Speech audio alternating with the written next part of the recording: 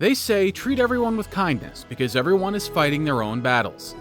For those who don't know yet, the whole world, especially the golfing community, is mourning the loss of Grayson Murray, an American professional golfer who unfortunately took his own life at the age of 30.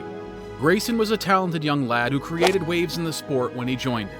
He won 2 PGA Tour events, the 2017 Barbasol Championship and the very recent 2024 Sony Open in Hawaii. However, things were never black and white in his life. Rather, Murray was always painted in shades of gray.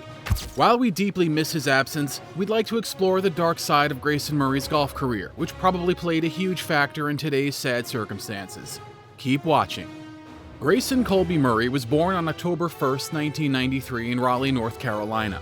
He showed interest in golf from an early age, honing his craft at Wildwood Green Golf Club, which is a public course about a 25-minute drive north of downtown.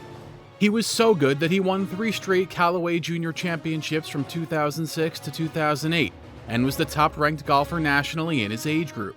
He attended Leesville Road High School and won a state title as well. Everyone saw a spark in him, a spark of being someone great, perhaps extraordinary. But they were also worried for him because of his wildly immature nature.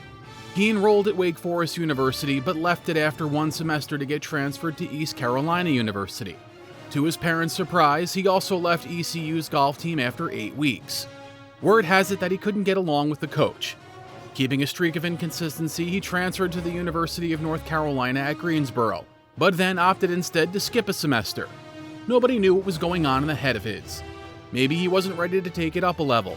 He was happy in junior golf only. Murray finally joined Arizona State in 2014, and from there he played in the 2013 US Open as an amateur. Things had finally started to brighten up a bit.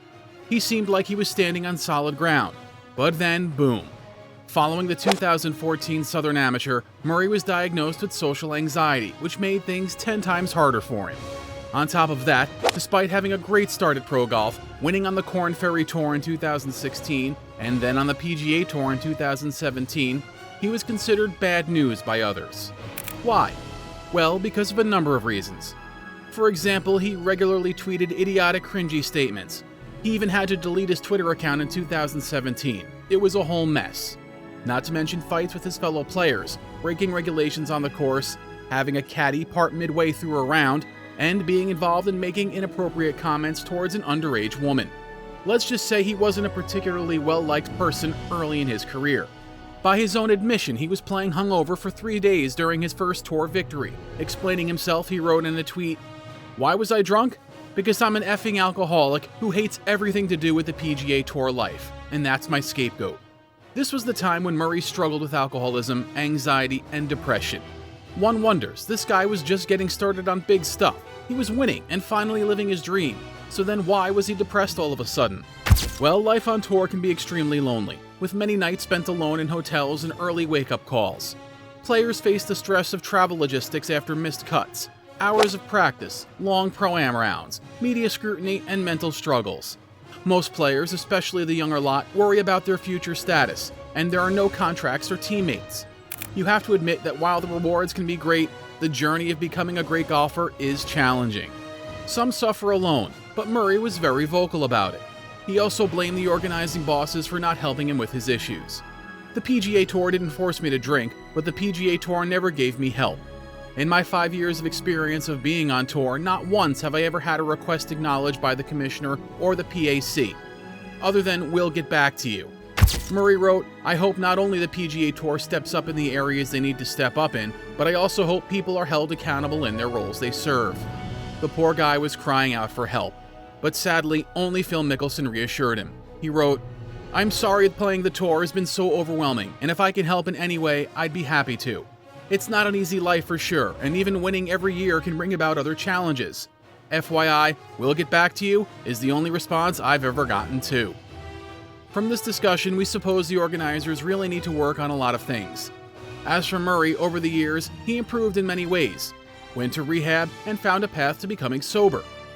He began emphasizing his Christian faith, also met a woman, Christiana Ricci, who he fell in love with. The couple got engaged last year. Fellow tour players generally felt he was back on track, getting a hold of his life.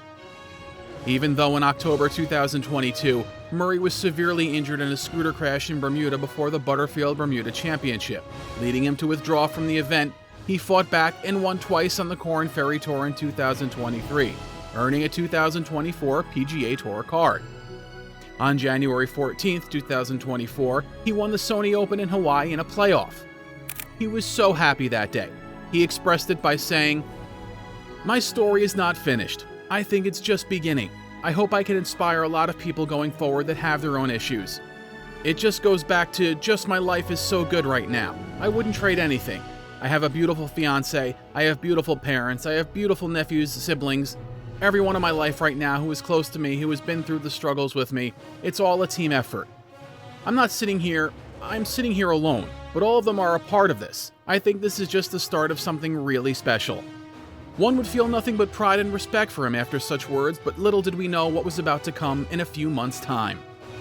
Murray was playing at the Charles Schwab Challenge in Fort Worth, Texas recently, when he withdrew from the tournament with 2 holes remaining, citing an illness. The next day, on Saturday morning, May 25, 2024, Grayson was found dead at his home in Palm Beach Gardens, Florida. His parents confirmed that he had died by suicide.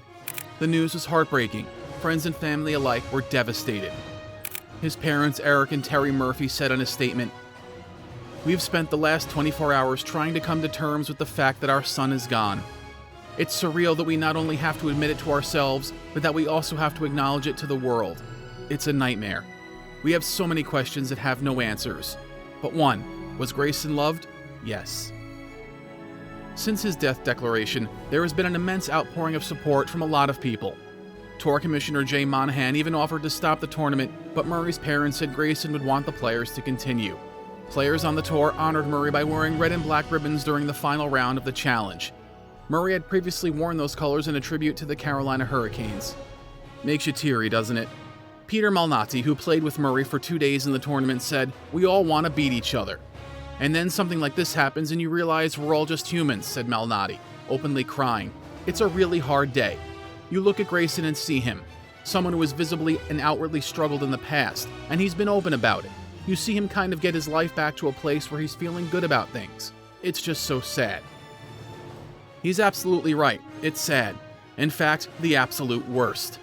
While we can't say for sure what truly made Grayson do what he did, the reasons hint towards a handful of factors.